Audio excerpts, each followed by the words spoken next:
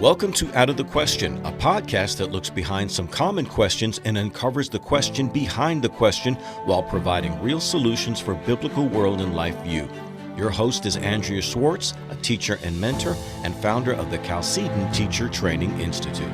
Thanks for joining me today for this episode of the Out of the Question podcast. Back in the early 1980s, Chalcedon's founder, R.J. Rushdoony, gave a series of radio broadcasts entitled Our Threatened Freedom. There were over 150 of them, and he dealt with various aspects of what was taking place in America, focusing on the unconstitutional and unjust practices that were becoming all too commonplace.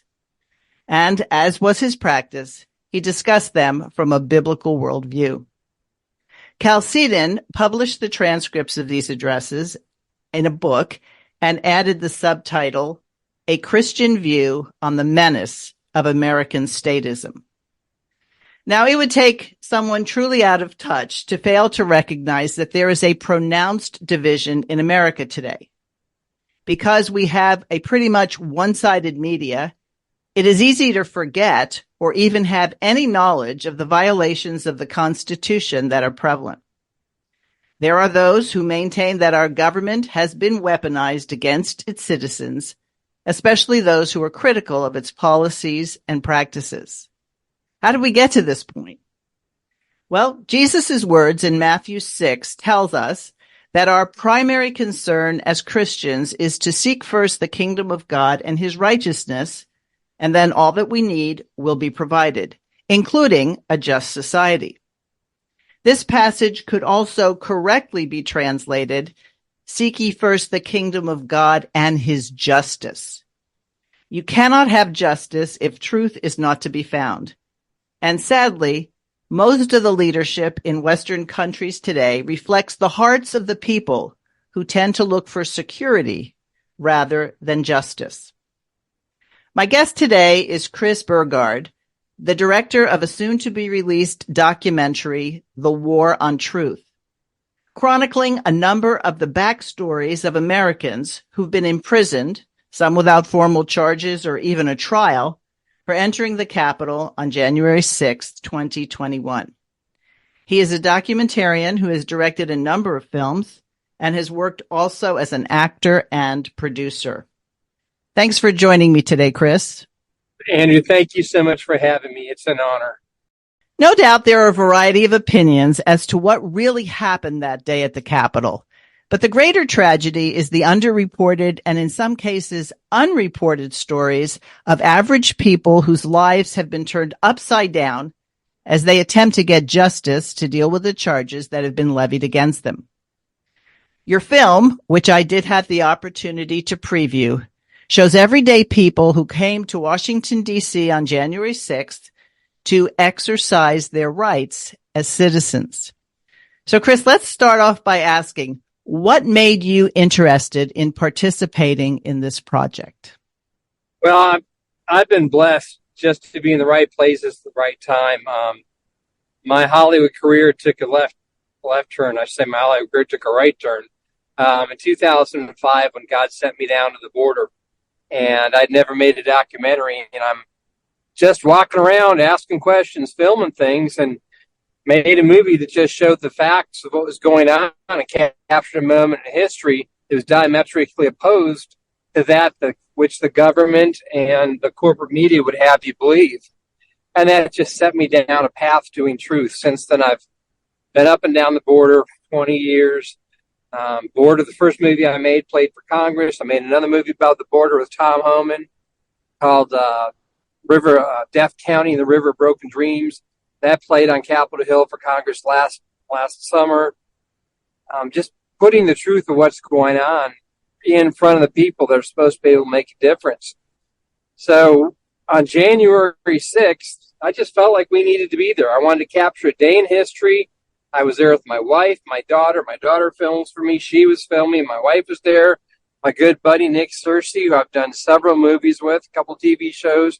He was there, and it was extremely concerning because a lot of the things that I saw in Central America when they tried to do a leftist coup takeover of a country down there were happening in real time while we were walking the streets and the avenues there in Washington, D.C. And we still made a movie about it about that day. We made a movie about some people that never even went into the Capitol building, but they prayed outside the Capitol building and they got arrested. They were in solitary confinement for 3 weeks. One of them, a former pastor, a guy named Coy Griffin, who's the head of Cowboys for Trump, and was also an Otero County board supervisor in Otero County, New Mexico. He couldn't even call his lawyer or his family for 9 days. 9 days locked in federal prison for praying on the stairs in the United States of America. Remember, this is just right after the summer of love and the masks and the summer rage where, they were turning people over for, burning down buildings. They were out the next day. So to have somebody and more than one person be held in prison in solitary confinement, no access to legal representation for days and weeks on end, that's just not how the United States is supposed to work. Yeah, let me just add to that. Or ask the question, do you think most of the people, because the film of how many people showed up that day, I don't know, is it the hundreds of thousands? Is it a million? I can't tell. All I just saw was a mass. Keep going. More than that. How much do you think we're talking about, number of people? I would say the number's closer to just under 2 million. Okay. I've been doing this 20 years where they've had 650,000 people there. Documented. This dwarfed that, and it's the first one I've been to where the Parks Department didn't put out official numbers of how many people were there. Okay, so a lot of people and the film shows this, and your previous film, there are all sorts of different people. You wouldn't just say this is just one demographic that showed up. Do you think most of the people who showed up expected pushback? Oh, absolutely not. No, it was like a big tailgate party.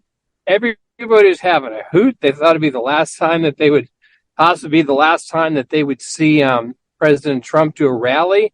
But the naivete that day of the crowd, there was no doubt in anyone's mind that they were going to vote for 10 more days of transparency to take a harder look at all these counties in these states where there was dissension among whether or not these votes were accurately counted.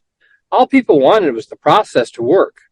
And all you have to know to take a look at and figure out that it was the bad guys that ran January 6th is because what was the result of all the actions of January 6th?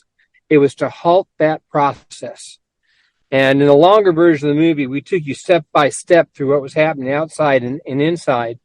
And what you would have seen if we didn't shorten the movie is the minute they announce that they have a senator and a congressman officially on the record to put a pause and to study those election results, a cheer goes up in the House. There's a standing ovation.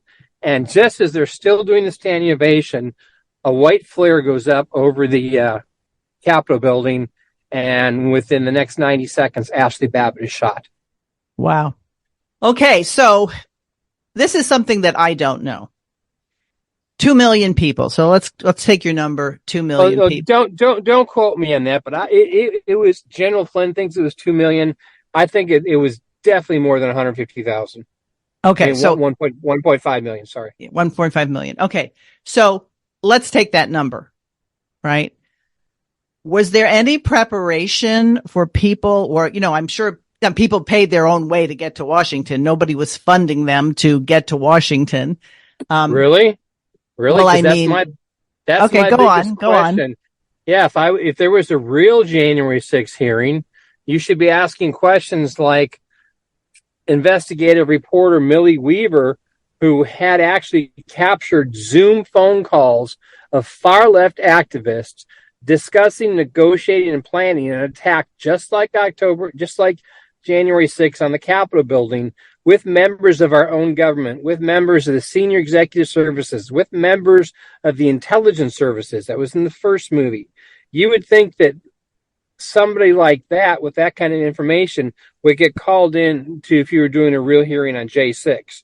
You would think if they were doing a real hearing on J6, you would look at all the hundreds of the violence doers that day that were there, and I would do forensic reports into where did they stay, who paid for the gasoline, who paid for their food, who paid for their hotels.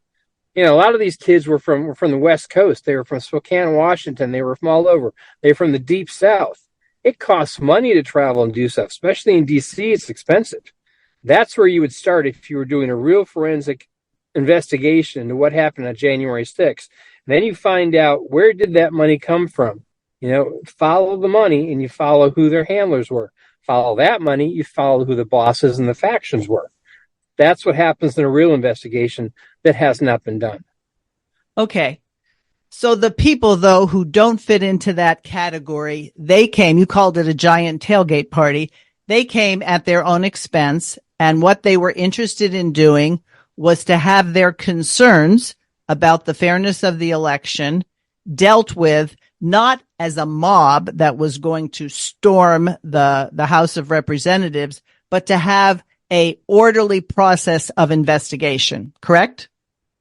Absolutely, 100%, and to rejoice in expressing their First Amendment's rights to make their voices be heard.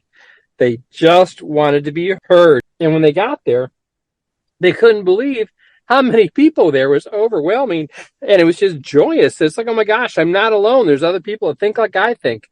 The overwhelming emotion was joy. And as you'll see in the War on Truth movie, when the rally ended, the overwhelming emotion was cold, because people were cold, but it was just joy. You had people sticking around for all four choruses of the YMCA, dancing with nuns. It was hysterical. That was the real reality of what came out of that rally at the Ellipse. All right. Do you think those who opposed that kind of activity of expressing First Amendment rights as a citizen, do you think they were overwhelmed with the numbers of people that actually showed up?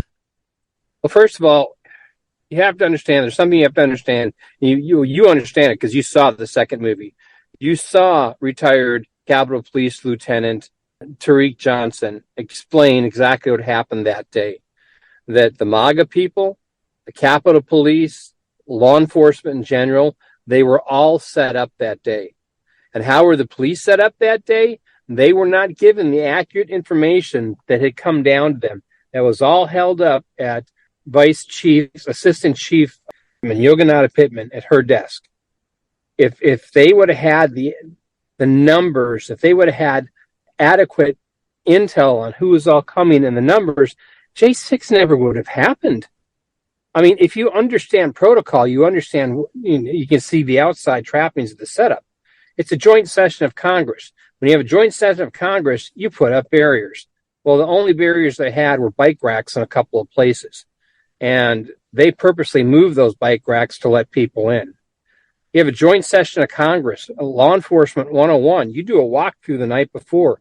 You make sure there's nothing on the grounds that can be picked up and used as a weapon.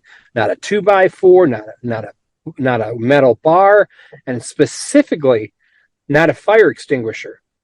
All my decades going to the Capitol building, I've never seen fire extinguishers on the steps of the Capitol.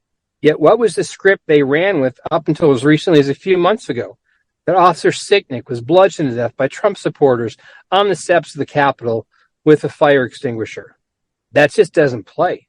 Oh, especially when there's video of him walking out of the Capitol that day.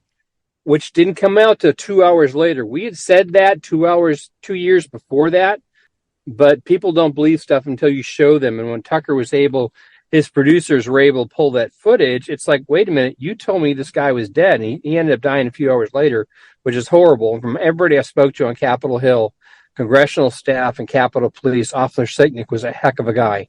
And I'm sorry we lost him. But when you still see the man in the White House in 2024 standing up and saying Sicknick was bludgeoned to death and 4 other officers lost their lives that day. No, they didn't. Unfortunately, they died of suicide weeks and months later. You have to ask yourself, Why are they saying a lie over and over and over again?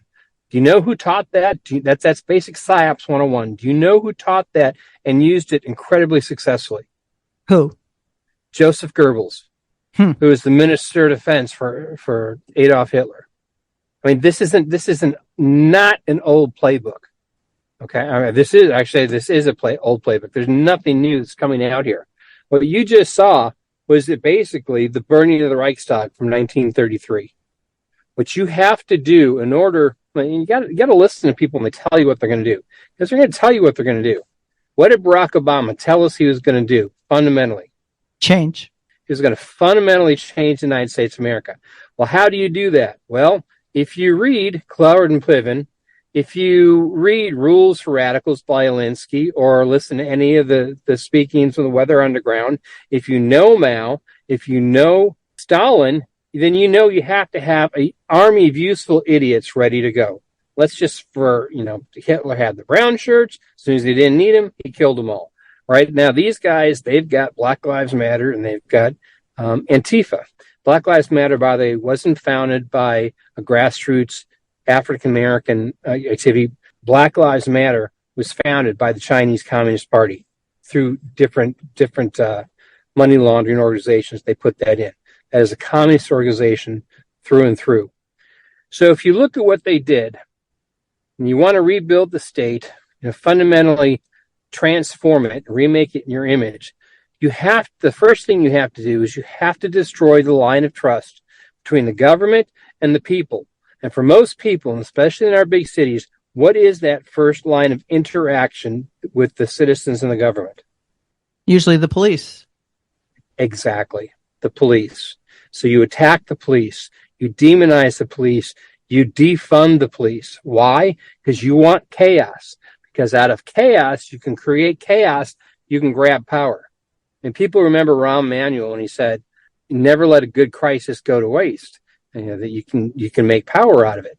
Well, that's only part of it. The real saying is, you create the chaos so that in order to get the power coming out of it.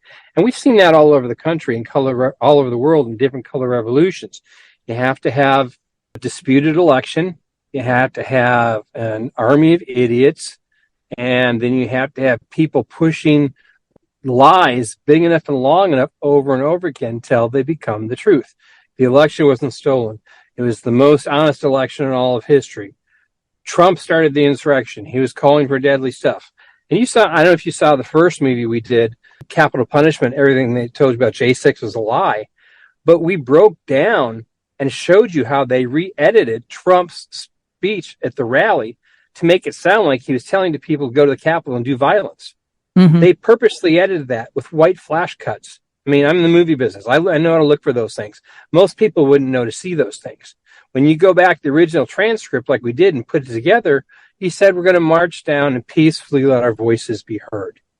Okay, so you ask yourself, when every single major news corporation is putting out a false narrative and re-editing what the man said, why would they do that? Are they lazy at their job, or are they working as propaganda department for another force? Do they have another agenda?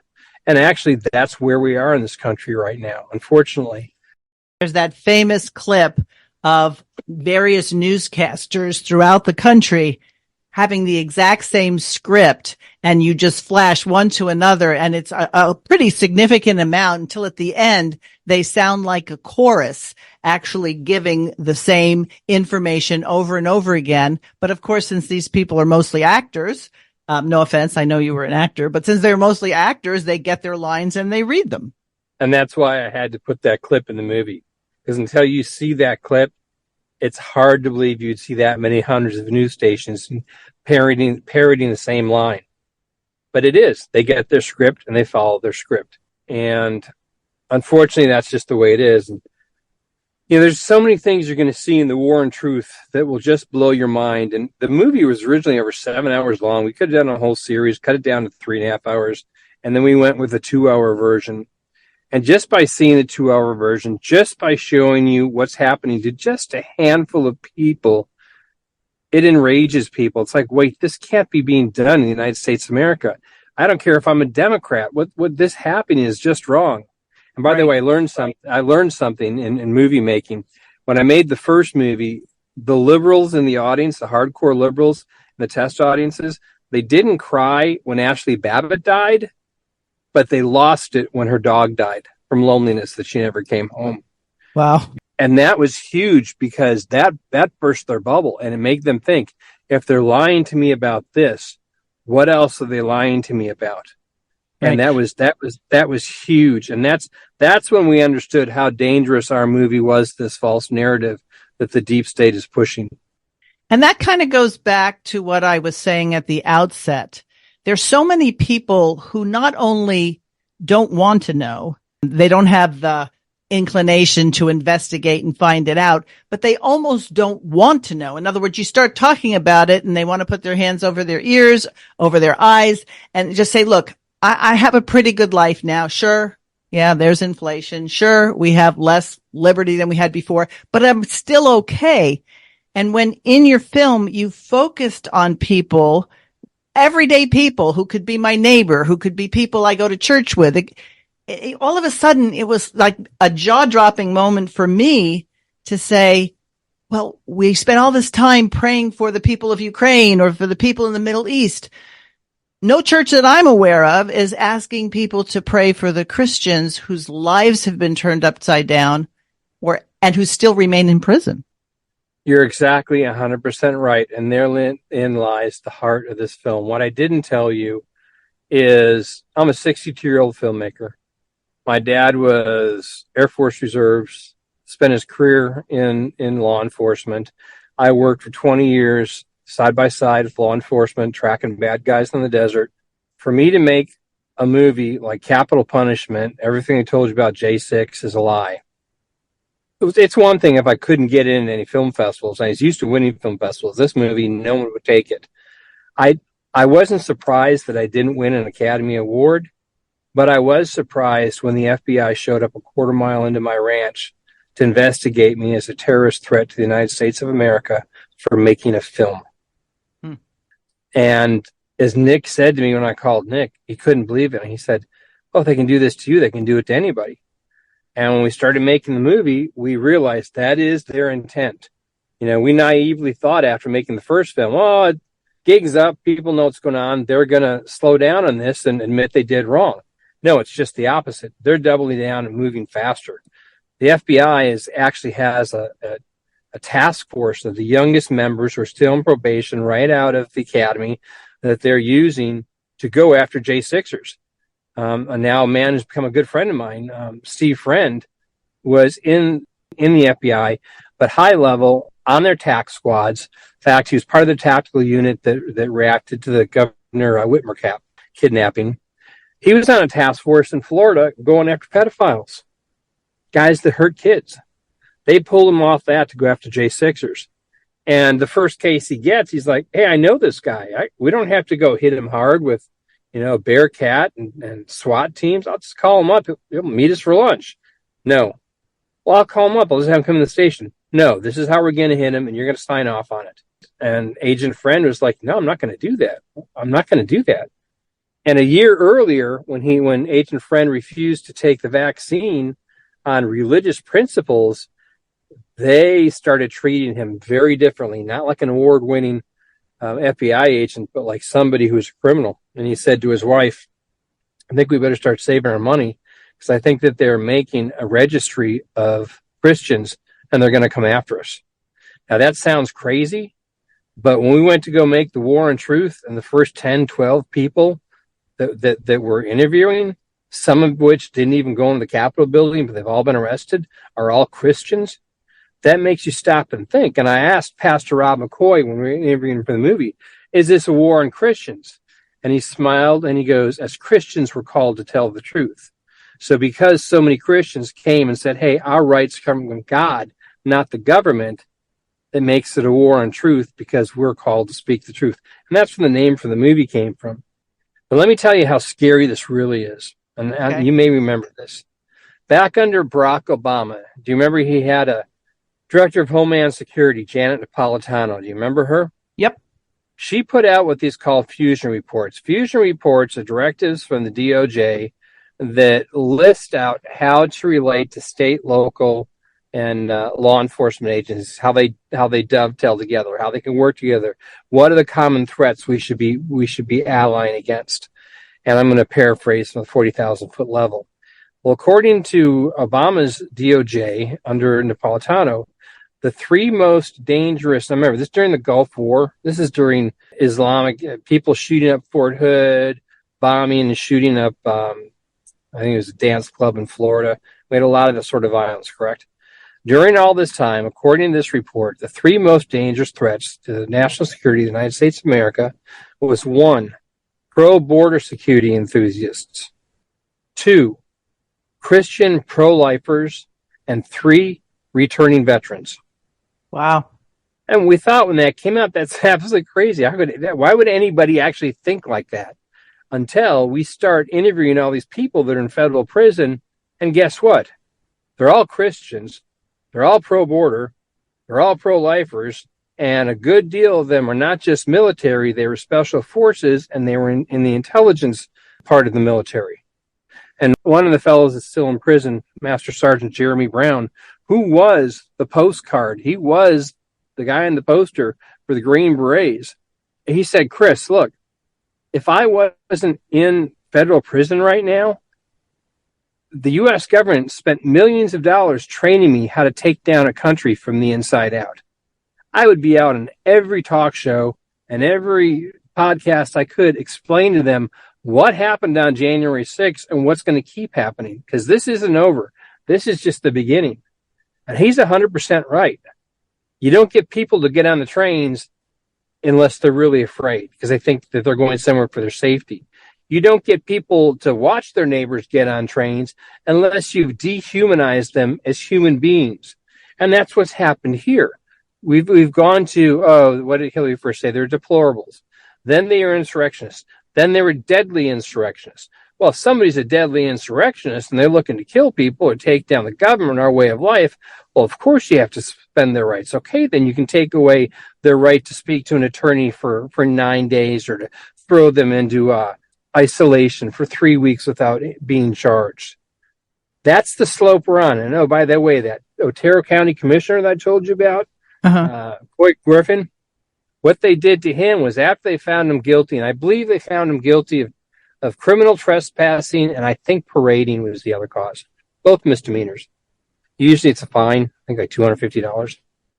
After they found him guilty of that, the Democrats in New Mexico used that as a reason to go after him through the rule book, saying he was guilty of insurrection, and got him thrown out of office. Well, guess what was the only county in New Mexico doing a forensic audience in the 2020 presidential election? It was Otero County. And after they got rid of Coy, it put an end to the investigation. Do you see how this works? Oh, yeah. Oh, yeah. And that's the part that I think it's important. It's not like the average person is going to go fix that particular situation or this particular situation. But as long as people have their head in the sand, I got to tell you, Chris, there are times when I'm at churches and somebody gets up and says, thank God we live in a free country. And my stomach turns, because the only free country that this person is thinking of is in his mind, because he doesn't know. And when you start sharing about things that have taken place with pro-lifers who've been put in jail for 10-year sentences, and other people who rioted during the summer of 2020 were out, very shortly, they don't want to hear it. And so as long as they think they're in a free country, I think that answers your questions. How could they watch people go on, trains and go to concentration camps? Well, they probably deserved it. That's the first thing. Right. They probably did something wrong. Exactly. And what's happened in this country is, piece by piece, polka, we've been brainwashed. Everybody believes a separation church of state, meaning if you're a Christian, you can't comment on the state. Okay. Right. That's a complete lie. The entire American Revolution happened because you had 13 colonies full of people that believed that resistance to tyranny was obedience to God. It wasn't a bunch of old white men. By the way, Christus Atticus, the first guy that got killed, the Boston Massacre, shot by British redcoats, happened to be a black man. Nobody cared what color his skin color was. He was standing up for freedom. So then they go on, and when they thwart history, they say, well, Thomas Jefferson didn't believe in God. He absolutely did believe in God. Well, he wrote a Bible and he took God out of it. No, he wrote a book about value and laws for the native tribes, and he didn't want to force his religion upon them. So he did more like, this is our civilization based on the laws of the Ten Commandments. And then they say, oh, but Thomas Jefferson, he's the one you have to have separation of church and state. Really? Where he said, oh, it's in the Declaration of Independence. No, it's not. Well, it's in the Constitution. No, it's not. Well, it's in the Bill of Rights. No, it is not. It's from a letter that he wrote to a Baptist congregation that wanted to hire him as attorney, because these Baptists were afraid in their community, because the Methodists had more people in the legislature, that they were going to force the kids in the schools to learn out of the Methodist Bibles instead of Baptist Bibles. That's where that came from, talking about whether or not he wanted to take the case. And what he said in that was not that you shouldn't have God in the government, but that the government did not have the right to tell you how to worship God. Right. That's what the whole thing is. If you read our founding papers, if you even take a day to walk around Washington, D.C. and read the quotes that are chiseled in the marble, you know that God was all over the founding of this country. In fact, John Adams said that our Constitution was written for a religious and immoral people and was completely unfitted to the governance of any other. And how does that manifest in what we're seeing today and what's going on? Let's go to the writer, Alexis de Tocqueville. Are you familiar with him? Absolutely. Democracy in America. I love doing shows where people are so spot on. Way to go. So then you can help me out here, because I'm going to paraphrase this too. De Tocqueville came to see what it was about America that one, how she beat the Brits, and two, how she was taking off as this new superpower. She was just growing by leaps and bounds. They couldn't figure out how that was happening. So to paraphrase what he said, he didn't find the secret to America's greatness in her deep water ports. He didn't find it in her valleys, or in her fertile valleys, or in her high mountains, or in her raging rivers. He didn't find it in her urban culture. He found it in the pulpit. He found it in the churches. And he said that the secret to America's greatness is that America is great because it's good. And when America ceases to be good, it'll cease to be great. Well, he wasn't wrong. And if you look at how far we've gone away from God, and I'm not saying everybody should believe in God and pray to God or sing to God like I do. Everybody has to find their own way. But I can also tell you, I can go to Washington, D.C. and work for 2.5 weeks and not run into a single person that goes to church. Versus where I live in East Texas, the most political thing someone will say to you is, hey, what church do you go to? Not do you go to church? What church do you go to? And it's a different culture. It's a different way of living. I go to parts of the country and I have to check myself, because I get annoyed because people are just so rude. And one of the reasons they're so rude is because it's all about them, because they've taken God out of their life. If you know God is a part of your life, and you know you've been given a mission to serve your brothers and sisters, then it's a lot harder to have an attitude about how great you are, or I'm just in it for me. That's not what we're called to do. So when you take that out of a society and you get below a tipping point of, say, 62, 63%, you fundamentally change the country. And where are we now in the world? Well, most parts of the country, many parts of the world in Europe, churches are empty, the mosques are full. And that changes the identity of a culture. It's a different set of priorities and perspectives. Right. And you have to ask let me yourself, just add something here, Chris, because, I asked the question, how did this happen? Well, it happened when Christians abdicated the responsibility they had to their children and took that quote unquote easy way out and just send them to public school, because after all, it's free. Well, it's not free. Tax dollars pay for it, but we pay for it much more because most people who graduate high school have never heard of Alexis de Tocqueville or the Federalist Papers, or who is Thomas Jefferson, or why did we fight this war? And Properly called, it was a war for independence. It wasn't a revolution. But, post the French Revolution, and all revolutions are good, we're going to have this revolutionary spirit when the purpose of the American federal system was to have a group of states that could get along with each other, but they weren't giving up their individual rights. They were, and even the Bill of Rights will say anything that's not specifically stated here is reserved for the states or the people. So I have this sense, and you can correct me if I'm wrong, that a lot of the people who showed up on January 6th were people who were either moving in that direction or understood the American experiment for what it really was. Well, they absolutely understood it. And a lot of them, they weren't for Trump. They were there for themselves and the Constitution. In fact, I had one guy that even said in some Arkansas, he goes, "This ain't about Trump anymore. It's about us." It's because they're trampling the Constitution. They're coming for us. And the Constitution is the architect of our entire society. It's the great experiment. It's what set us apart from everyone else. And that's exactly where your gut is spot on. That's exactly why people there. The mistake was, out of all those 150,000 to 2 million people that were there, none of them thought for 1 second that the Congress wasn't going to listen to the voice outside and take a pause. What they didn't understand was, and this is where you have to stop thinking of January 6th as a day in politics or just a day in history. You have to understand the United States is at war. And if you understand asymmetrical warfare, if you understand total war, if you understand fifth generation war, have you ever heard that term? Mm-hmm. Okay. I highly suggest your readers, Boone Cutler and General Mike Flynn wrote a great book called The Citizen's Handbook Journal to Fifth Generation War. You read that book, everything makes sense. Why is the border so open that we have more dead Americans from fentanyl and heroin than we did KIAs in Afghanistan, Iraq, and Vietnam combined?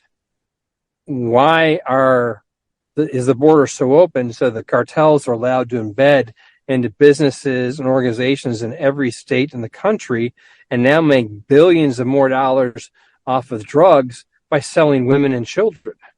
Why did you have a pandemic that changed the rules of how we vote and allowed absentee ballots to be counted without ever checking and guaranteeing the integrity of those ballots? Then why be based on a disease that has a 99.9% success rate? Why would you force a vaccine on the United States military? The result of that, which is the hardest charges in the military, fellows in the special forces, those that knows what's going on, mustered themselves out of the military. And their brethren left behind, a lot of them are not working at full capacity because of the vaccine injuries they've had.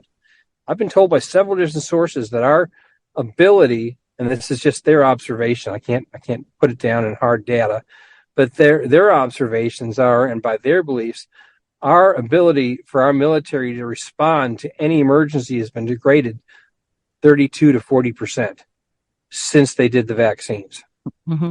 And I've interviewed somebody who is still in the military who would substantiate that as well. So how brilliant is that? Without firing a single shot, look how you decimated the greatest premier military. See, when you start putting the pieces together like this, then you get somebody in the White House where, remember, when he came into the White House, we were an energy exporter. And there's a reason why gas is $2 cheaper, diesel is $2 fuel. We had a surplus. We're not running out of oil. It's not a fossil fuel. We hadn't even really started tapping our gas supplies. And what were we doing? Energy is key to everything. Energy, if you don't have cheap energy, it's hard to make things. It's hard to produce things. It's hard to do transportation. Well, we were making the standard of life better for everybody. So now we've got a guy that not only comes in, he shuts down the Keystone Pipeline, which is actually way more dangerous, using railways to move that raw petroleum. It's also it's more dangerous and not as cost effective. But then he goes up, and to keep prices down, he sells out the Strategic Petroleum Reserve. It's gone. for the first time in how many years? We have to go to war tomorrow. You're not going to see people driving up and down the road because there's not going to be any gasoline. And then look at our infrastructure. What's the next thing you would start hitting? It would be bridges and overpasses. Have we lost any bridges? Have we lost any overpasses?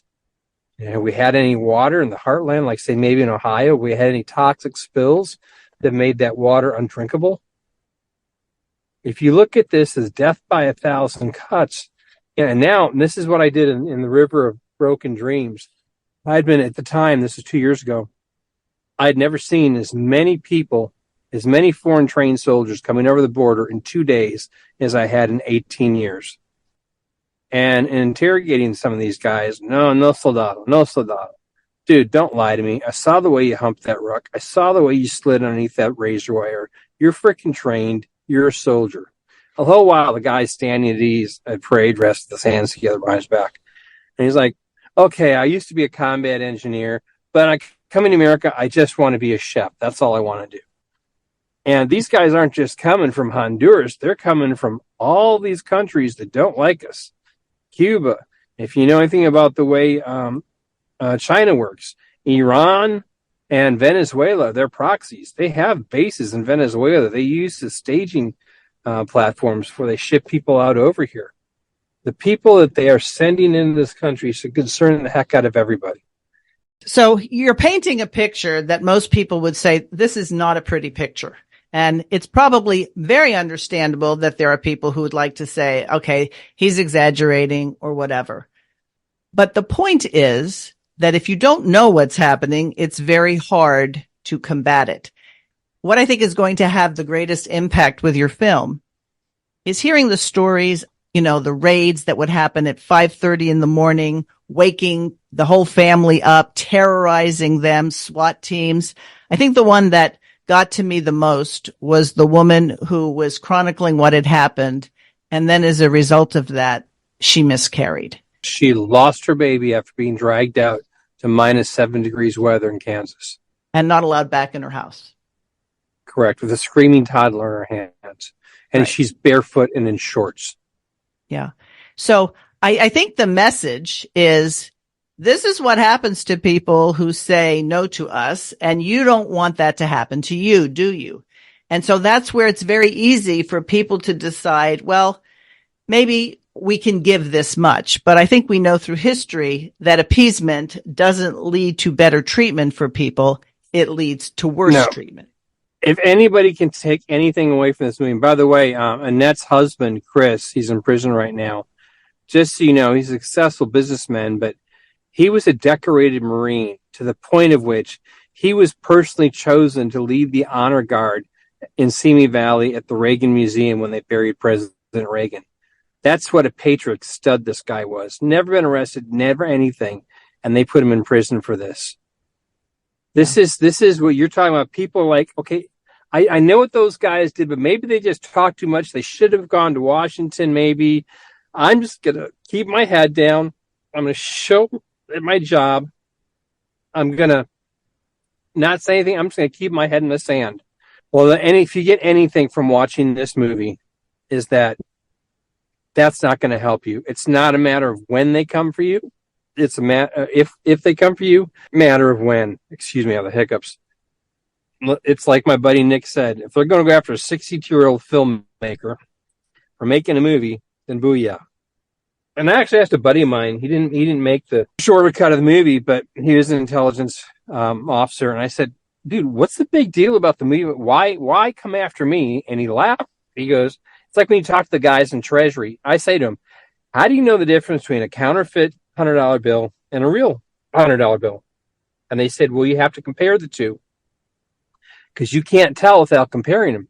But when you hold them both up to the light, it's so easy to see which one's fake and which one's real. That's what your movie did. Your movie shows the reality of what happened that day. And it does not support the false narrative. These people need to stay in power. So in that case, that movie has to be taken off the battlefield, and whoever made it has to be taken off the battlefield as well. Right. So the reality is, we're not living in America anymore where you can just make a movie about a day in America, or it makes you laugh or makes you cry. We're living in a world where information is power, where knowledge is power. We're in the greatest information war we've ever been in. And making a movie about day of infamy in the United States of America is the equivalent of making a weapon, because the truth will tear down a lie in a heartbeat. Lie can't stand up to the light of truth, and the truth is never afraid of lie.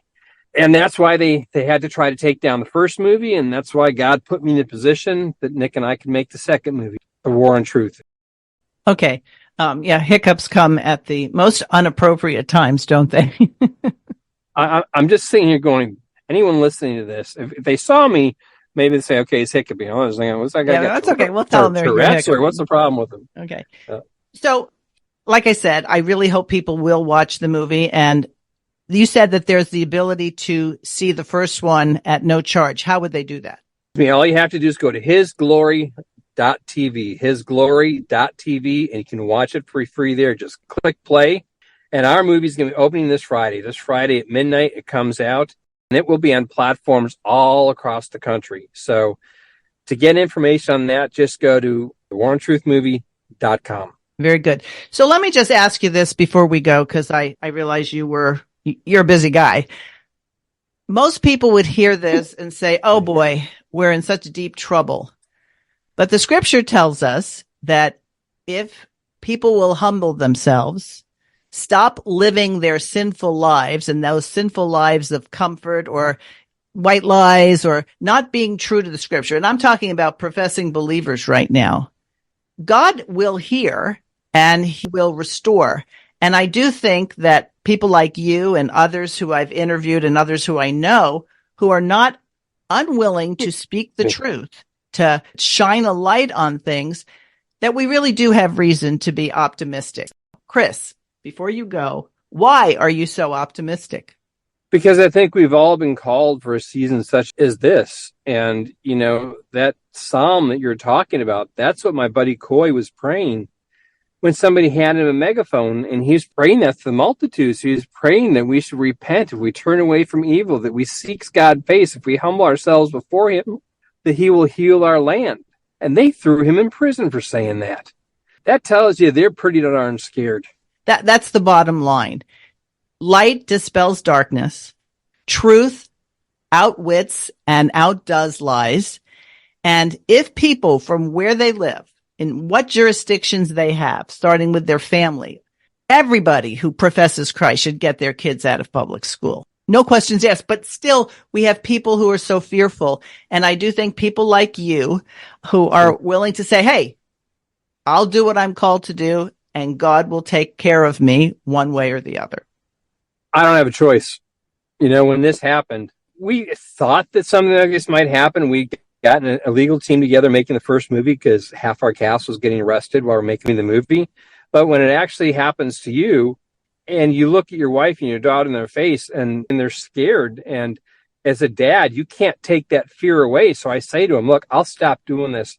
If you guys want to, I'm sorry that you're being drugged into this with me. And my daughter, who was 18 at the time, looks at me and she's crying. She goes, Dad, you can't stop. I want to have kids. I want the kids to have the kind of life that I'm having, that you had. You have to win, Dad. You have to win. And that's the mentality that we all have to have. If you're an American who loves this country, or even if you're just somebody who doesn't pay attention, but you got children and you love your children, losing is not an option. It is just not an option. We have to win this thing, and I believe we will. I absolutely believe we will. And it's funny, the more I get into it, I never thought the movie come off as a call to revival, but it was so obvious making the film. Those that were Christians, or those held God in their heart, they weren't manipulated because the fear didn't work for them. There's not room in the heart for faith and fear. So if you're full of faith, you can't be controlled like people, like sheep can.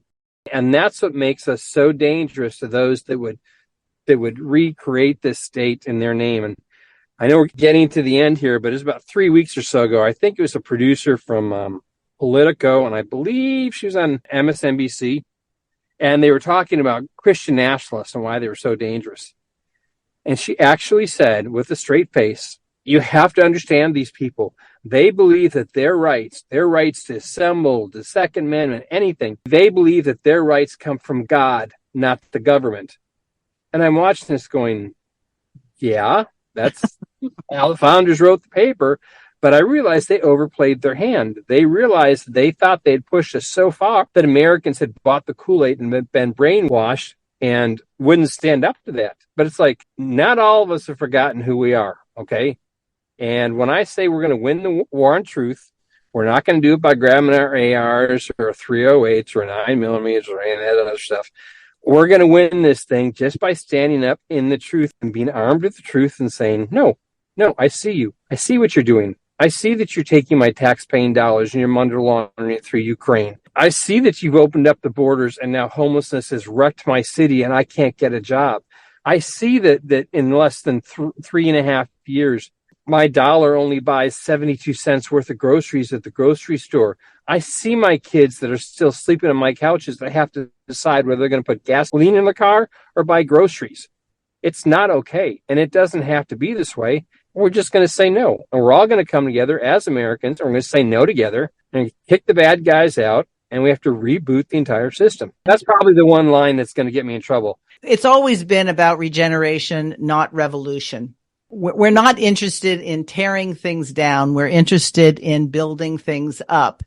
And the scripture says that if we humble ourselves and pray, that God will hear and he will heal our land. So it's okay to be a conservative, but you really need to be someone who's informed about the requirements of our Creator and what he basically says will bring blessing and what will not bring blessing.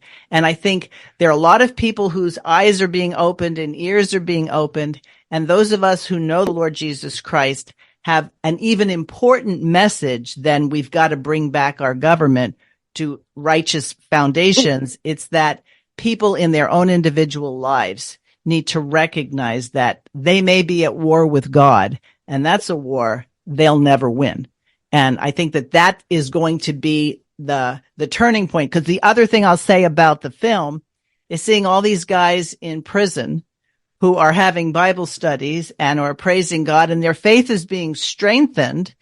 It just goes to prove that some people meant it for evil, but God means it for good. Exactly. Chris, I thank you for your time. I hope your hiccups go away. Me too. I think that your movie will speak volumes, and I hope people pay attention to it. You have a blessed weekend, ma'am. Same to you. Out of the Question podcast at gmail.com is how you reach us, and we look forward to visiting with you next time. Thanks for listening to Out of the Question. For more information on this and other topics, please visit chalcedon.edu.